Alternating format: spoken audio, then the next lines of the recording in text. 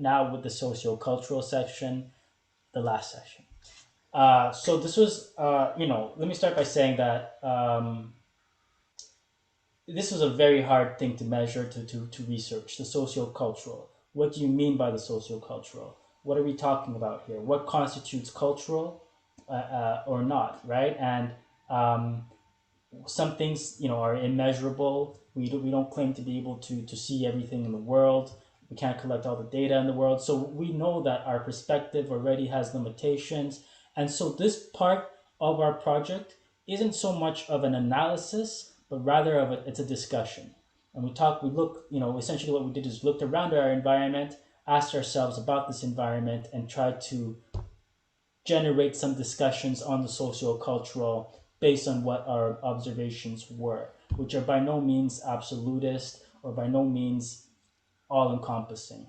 What we did, first of all, was say, look, when we're talking about the socio-cultural, we're talking about the English-speaking Black community. Let's talk about maybe the cultural aspects, things related to culture for the English-speaking Black community.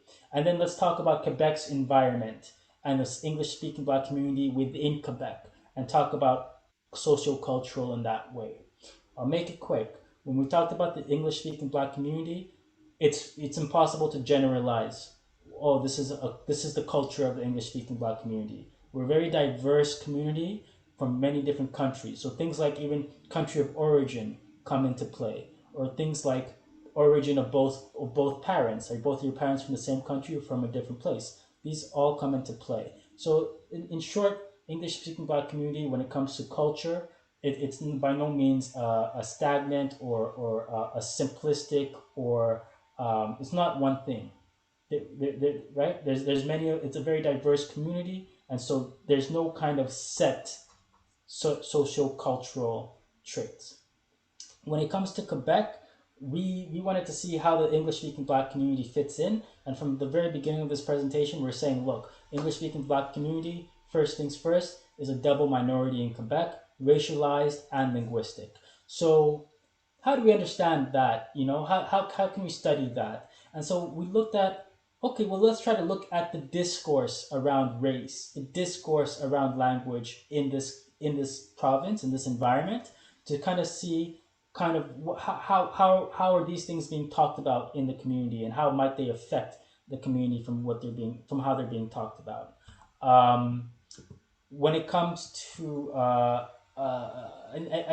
finding very quickly, right, that it doesn't take a lot of time to realize this, is that these issues, specifically about race and language in Quebec, are sensitive issues.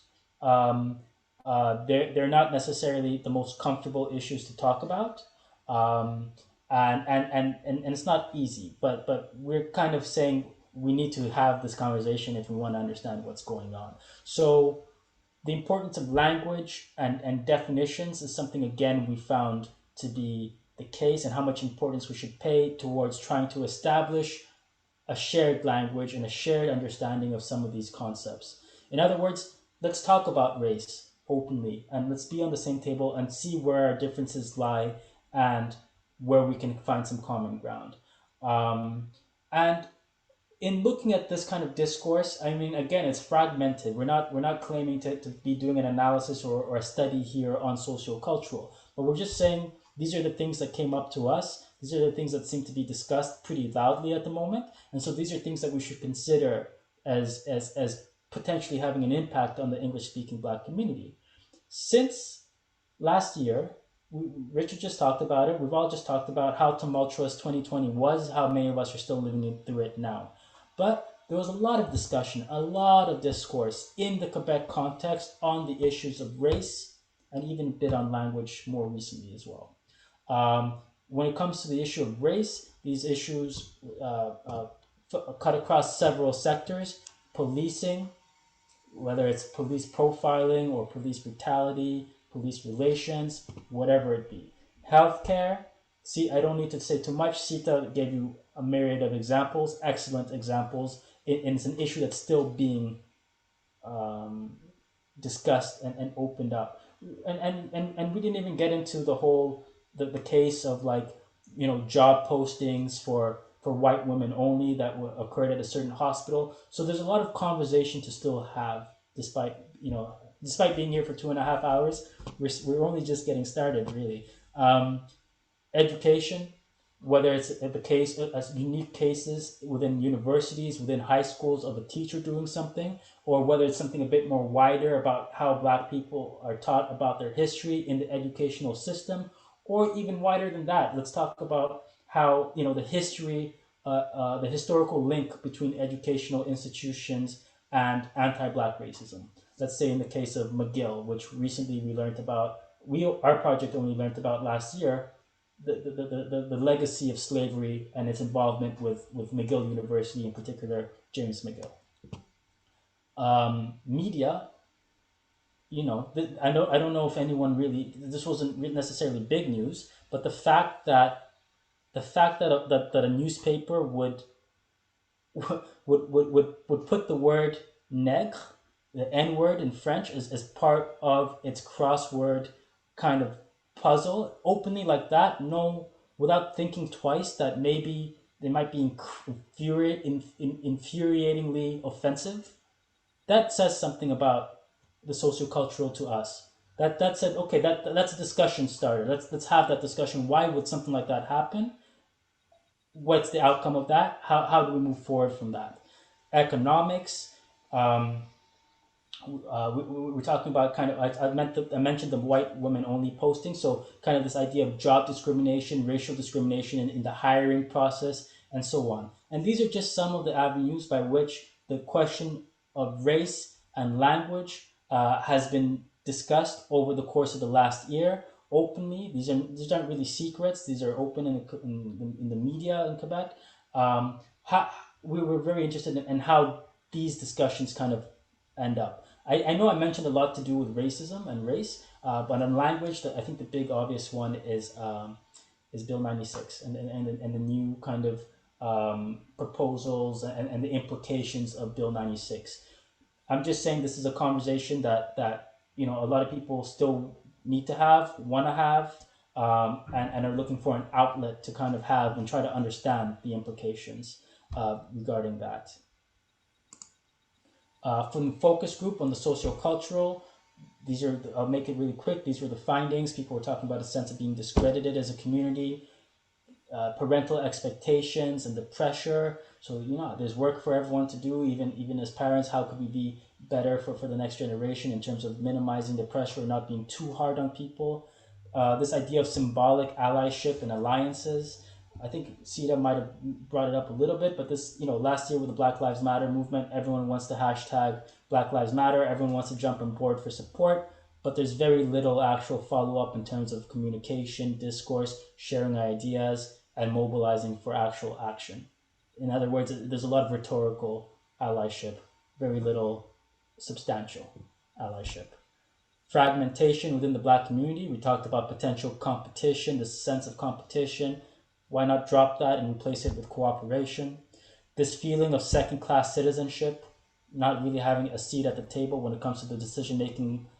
When it comes to the decision making tables, whether they be in the economic realm, whether they be in the political realm, who's standing up for the community, people aren't sure. Self judgment, sometimes people are too harsh on themselves, in other words. Stronger leadership needed within the Black community. Politics and history. This one is important because we have to be very careful with history. We have to be very careful that we can recognize when history is being played with, and we have to make sure that we protect history from being erased or rescripted or toyed with, essentially. Um, Xiaoyan, I'll let you go for the survey. Thank you, John. So, in addition to the important social context John has shared, there are four main findings we want to present today in the socio-cultural area from the survey. And they are discrimination, civic engagement, police engagement, and sense of community and contribution. The first finding, it's on discrimination. Participants will ask whether they've experienced discrimination in Canada. And in general, people endorse between one to two types of discrimination. And mostly the discrimination is towards racial ethnic identity, followed by language, gender, religious identity, and sexual orientation. What the findings have shown is that members in the English speaking Black community perceive more discrimination than the French speaking Black community. And the most significant differences in experiencing discrimination, it's about language discrimination and then racial ethnic identity discrimination. We know that it's well documented by previous research that discrimination is associated with worse health, and this is the case in our findings as well. Discrimination is associated with lower overall health, and furthermore, experiencing more discrimination is also associated with feeling that the community is less supported in the Quebec society. And when looking at the civic engagement, we ask participants how often they participate in the activities organized by groups, associations, or organizations, either online or in person. And in general, civic engagement is below the midpoint.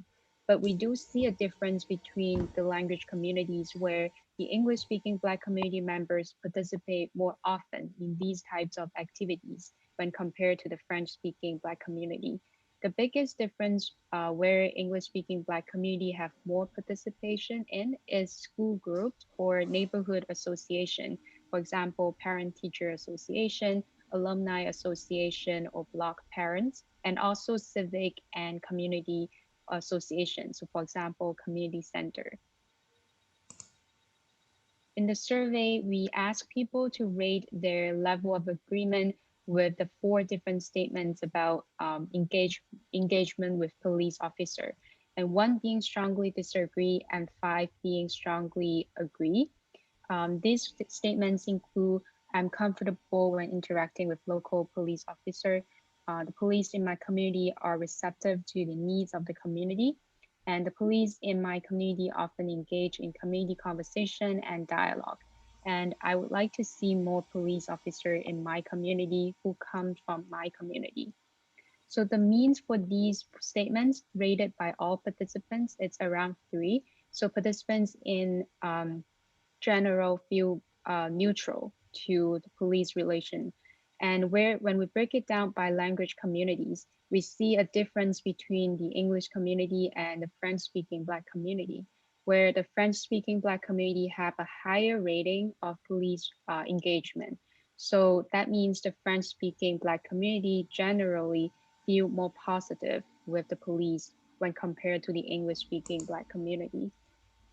The last findings we want to show you today is about the sense of community and the sense of contribution to the community. Participants were also asked to rate their level of agreement with statements about sense of community and their contribution. In general, there's no difference between language communities in terms of their integration and fulfillment of needs, membership, and shared emotional connections in the community.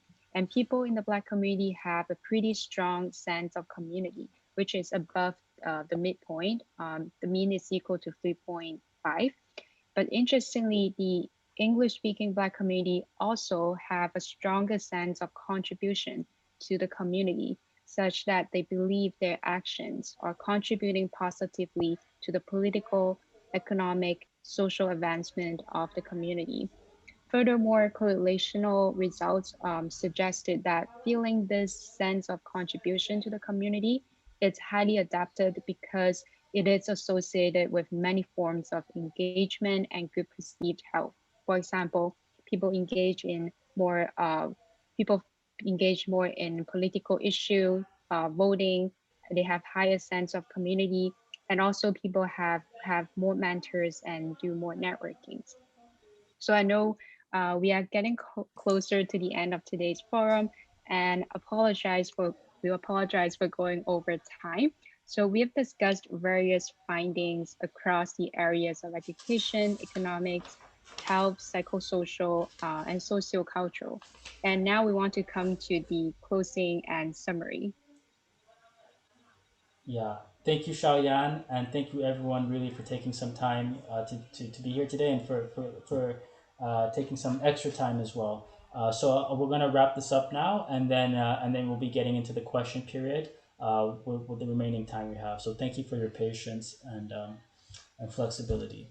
So just to close, we wanted to start by saying, that we hope that with what we've done, we've helped grow some of the research and added to some of the research out there pertaining to racialized and linguistic minorities, specifically in Quebec, not just in Canada or in the US, but specifically in Quebec.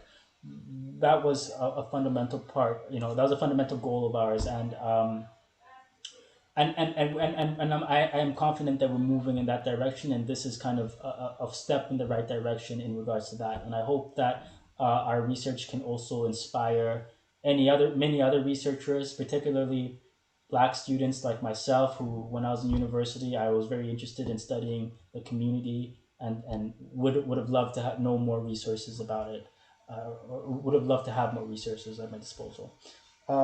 Second thing I wanted to say, well, Shaoyan, I think you wanted to mention. Yeah, I just want to say the journey of conducting this type of research with Black in Quebec project has highlighted the importance of doing community-based research, which is necessary to help the community better understand the status of the population and also be able to collect and share different types of data with various community stakeholders, like what we are doing like today in the forum.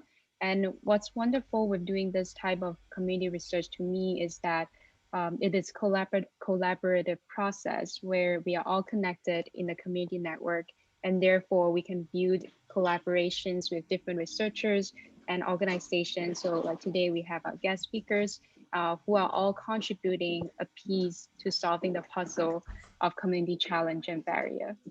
Yeah. Couldn't have said it better myself, Shaoyan.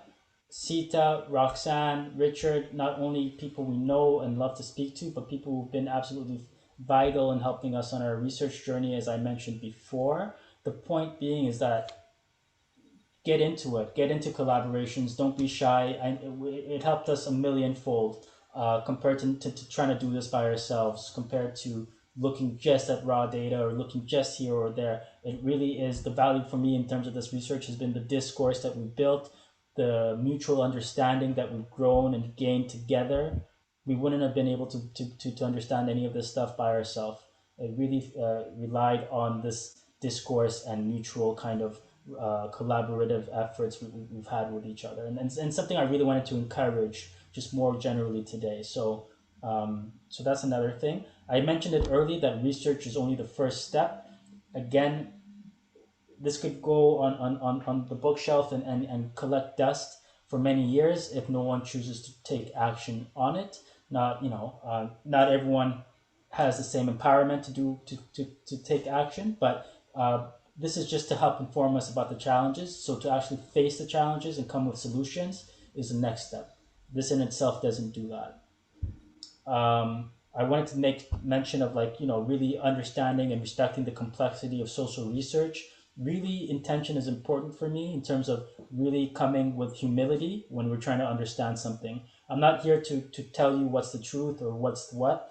I'm here to learn mutually. We don't know everything. There's plenty we have no idea about, and we're still going to be learning a lot more as we continue on our journey. So that's the important thing. I think one important thing is how you treat this kind of information and sharing it with other people. We want to learn from other people as opposed to simply teaching other people, because people have taught us so much as well.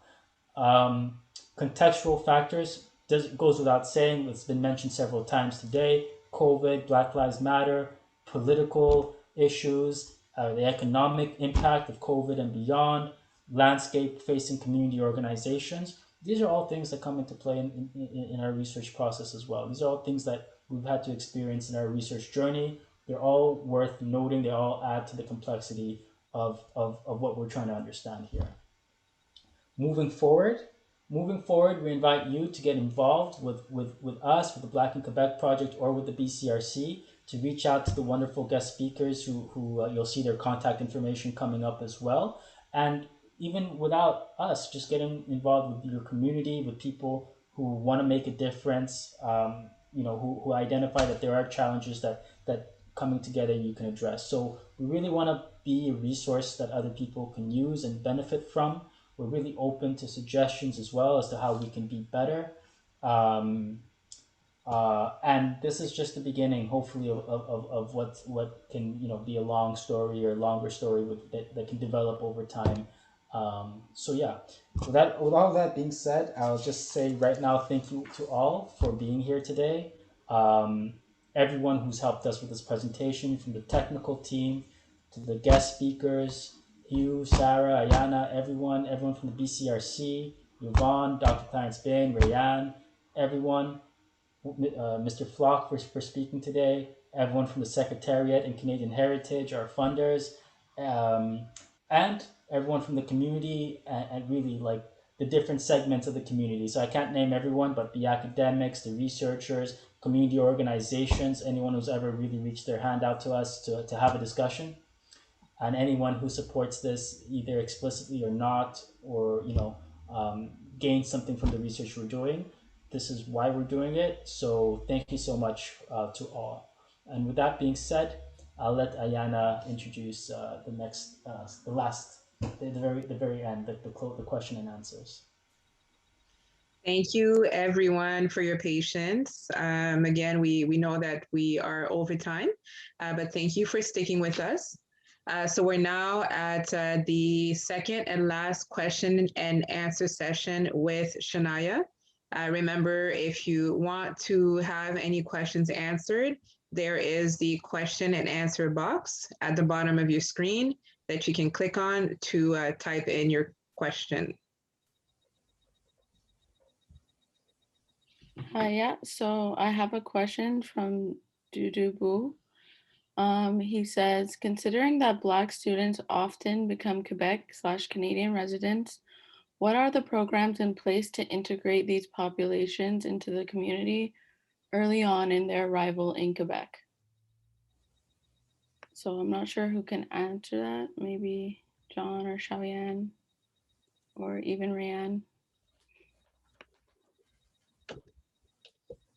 Well, it's a bit of a loaded question.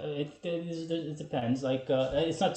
I don't have a perfect answer for you, but I do know that the province itself has certain things that they do to help with the integration of populations in Quebec.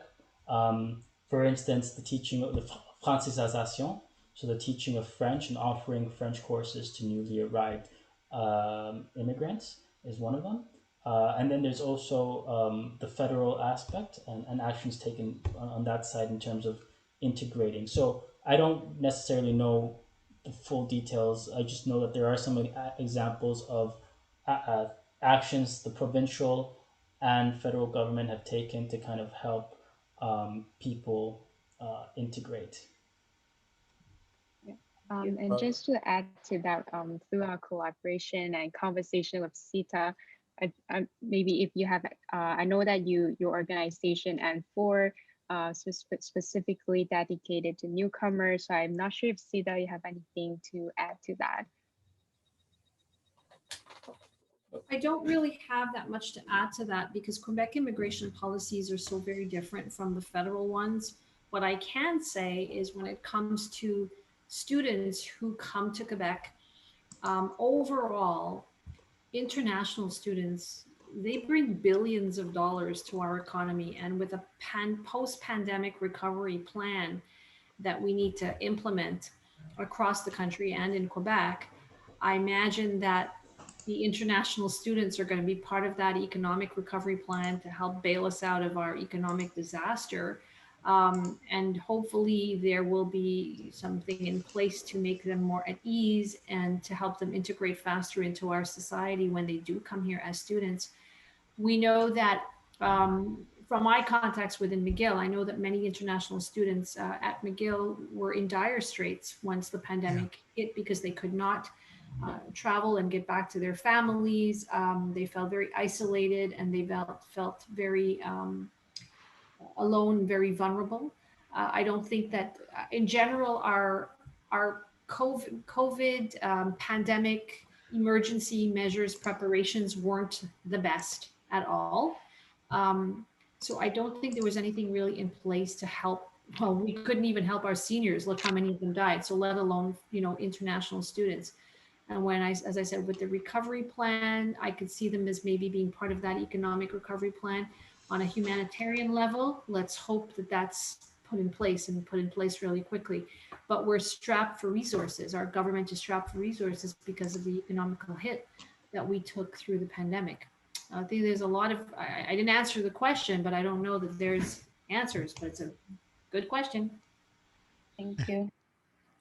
I think there is evidence going all the way back to the 50s and coming forward. As a matter of fact, that's one of the reasons that you have so many English-speaking Black communities, organizations came into being in the 60s. It was to replace the role that the government didn't give a damn about or didn't care about. We didn't exist. Between 1833 and 1963, the Quebec governments and agencies and administrations that manage the immigration or struggle with the federal government on immigration issues, they all collaborated to keep Asians and Blacks out of Canada. There was an official, unofficial policy of keep Canada white that existed. When I was coming here from Trinidad in 1955, an expatriate white person, by that I mean a white person who is of ancestry British, but a Trinidad citizen, related to me as a Trinidadian, said, look, when you go to that place, if anybody asks you, any of the immigration people ask you, as he said, like we speak, if any of those immigration people ask you, if what you're going to do, don't tell them that you're going to stay in Canada after you graduate. Tell them you can't wait to get back home. Because if you tell them that you want to stay in Canada, they're not going to give you permission to get a certificate as a student, and you're going to have a huge problem getting accepted afterwards. That was an identifying Trinidadian of a British ancestry speaking to a person of African ancestry, but a Trinidadian like himself, warning them, don't trust those people. And that is how it has been, and that's how it continues to be. The reason that Black organizations has come into existence in Quebec and in Canada as a whole after the 60s at the rate that they came into being was a response to the absence and the lack of concern and the ignoring of Blacks. And the continuation, outside of slavery, the continuation to use Blacks as just labor inputs, not as productive, intelligent, innovative human beings. And that's just the way it still is. At least that's if you get out of the public and you're speaking to Black people on the side, that is how they feel. Because that's how it is. Thank you, Dr. Bain. That was very, very powerful. We are at the end of the event. I don't know, John, do we have time for another question or should we wrap it up here? Unfortunately, I do have another appointment in just a few minutes, so I would suggest, if everyone is okay with that, unless any of the panelists want to actually continue engaging in questions, that some of the questions in the chat room we can keep and answer, and we can answer publicly online. I think specifically on our Facebook page and or our website. So we can collect some of these questions, but I think we're out of time to really answer them. I know it's 25 minutes past the allotted time, so I do apologize for that, but I'm also thankful for those who got to stick around. And yeah, I think we can kind of close it here, and thank everyone. Perfect. Well, on that note, thank you everyone, to guest speakers, everyone behind scenes, everyone that joined us and participated, whether it's just listening in or asking questions. We thank you. We thank you for your patience and sticking with us, although we went over time. Do not hesitate to reach out to any of the project team members and guest speakers for any unanswered questions, comments, and concerns. So we hope that you enjoyed the presentation as much as we enjoyed presenting it to you. Again, we thank you for joining us today, and we hope that you have a wonderful evening, everyone.